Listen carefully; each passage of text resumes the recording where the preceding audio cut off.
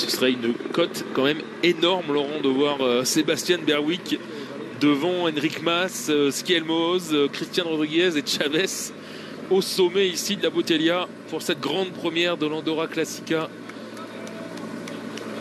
Dans tous les cas, il est en train de faire une course magnifique. L'Australien à moins d'1 kilomètre maintenant de l'arrivée à la Botellia. Oh là là, il a failli attaquer là, il a été gêné. Ça veut dire qu'il en a encore. Il en a encore dans les jambes. Bon, moi, honnêtement, j'ai l'impression que c'est le plus fort là. Ouais.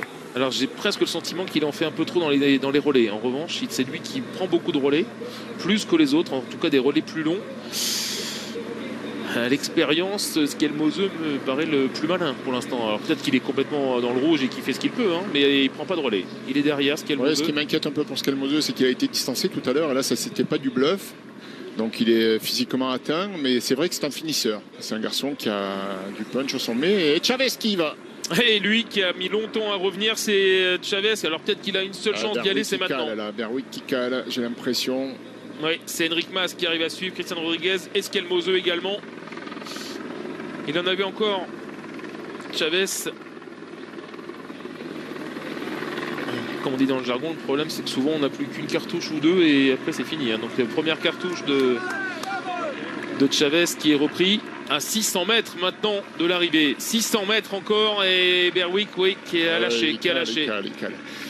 Mais Skelmose bien. Hein. Skelmose bien, qui reste assis sur la selle. Chavez qui en remet une. Il en a encore Chavez. Étonnant. Hein. Ah, il grimace Skelmose quand même. Là, l'accélération, c'est peut-être celle de trop pour lui. Incroyable ce que fait Chavez quand même. Et Enric Mas qui a l'air d'avoir les moyens de faire mieux, hein, mais qui attend. Il attend. Oui, on a quand même le sentiment que s'il en a encore un petit peu là dans les jambes, Enric Mas, faut peut-être pas attendre les 200 derniers mètres. Il semble le plus frais. Mais je suis étonné hein, par ce que vient de faire Chavez quand même, qui est revenu, qui a fait le yo-yo à l'arrière. Et qui vient encore de placer une accélération à 400 mètres maintenant de la ligne. Ça va se jouer entre les quatre.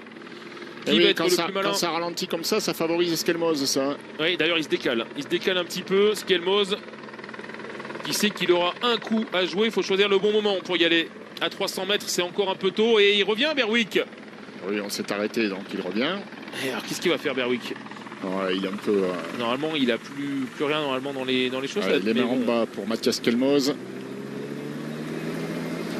Ah, si Berwick en avait encore, c'était le moment. Non, ça va être dur et il essaye de suivre quand même. Et l'effort de Skelmose qui accélère, qui est pris en chasse aussitôt par Enric Mas. Skelmose contre Mas. Gagné, Mas. Oh, Skelmose qui a pris un petit vélo d'avance sur Enric Mas.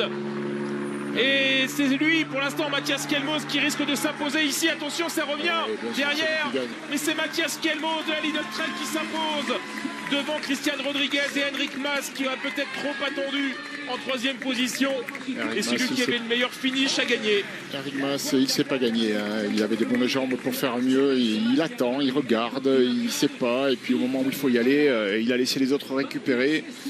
Et il termine troisième. Skelmose qui a passé toute la montée pendu, et bien c'est lui qui ramasse la victoire au final. Bravo, son équipe a travaillé toute la journée, la logique est respectée. Mais ça, il n'a pas gagné dans la facilité, il a gagné au métier. La 6e place, là c'était pour Nerourkar. Top Pitcock qui va bientôt en finir également. La 7e c'est Kate Sedo, Archie Ryan, Sarah Cuerda et on attend Tom Pitcock. Il arrive Pitcock là. Alors qu'il fera normalement un top 10, ils sont 9 à être arrivés. Ouais, il sera 10e. Voilà, il sera 10e Top Pitcock. Et c'est Julien Bernard qui est là, derrière.